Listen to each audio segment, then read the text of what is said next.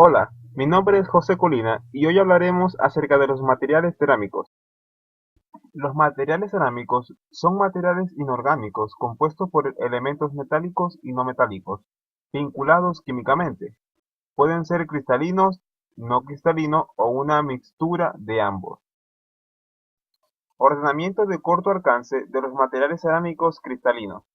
Cuando el arreglo especial de los átomos o moléculas se extiende solo a los vecinos más cercanos de dichos átomos o moléculas, a esta estructura se le denomina estructura no cristalina. Ordenamiento de largo alcance de los materiales cerámicos cristalinos. El arreglo atómico de largo alcance abarca escalas de longitud mucho mayores a 100 nanómetros.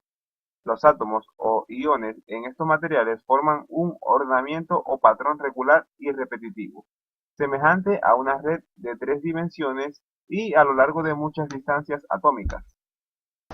Estructura de silicato.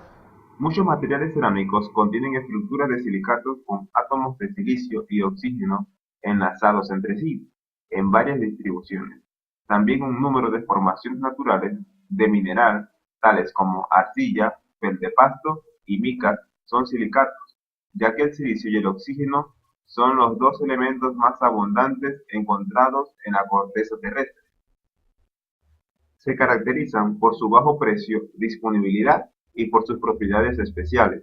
Las estructuras de silicato son particularmente importantes para los materiales de construcción e ingeniería, vidrios, ladrillos y aislantes eléctricos.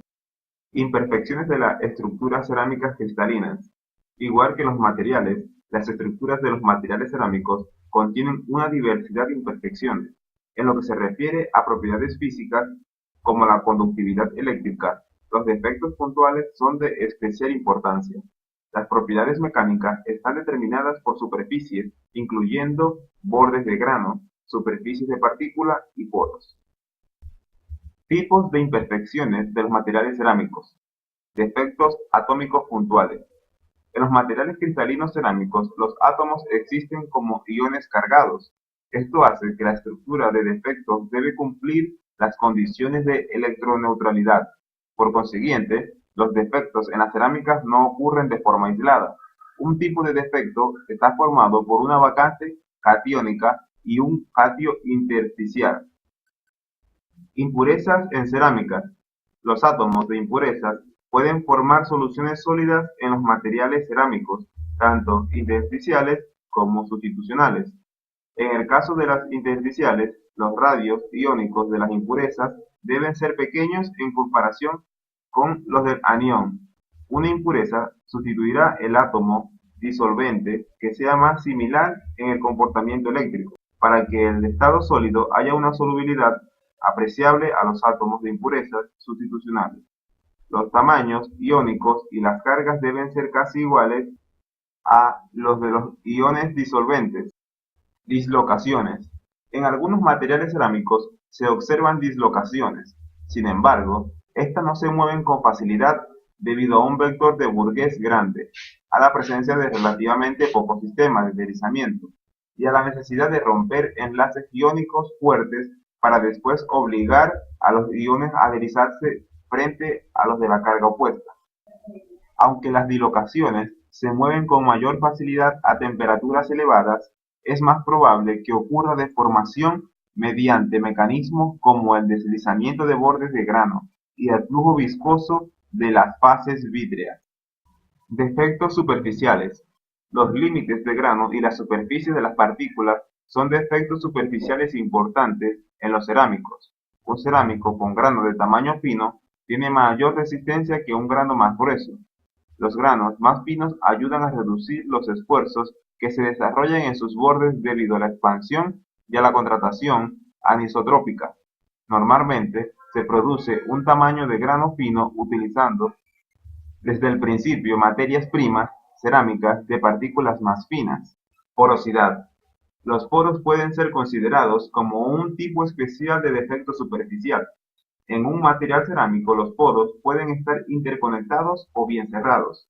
La porosidad aparente mide los poros interconectados y determina la permeabilidad, es decir, la facilidad con la cual pasan gases y otros fluidos a través del componente cerámico.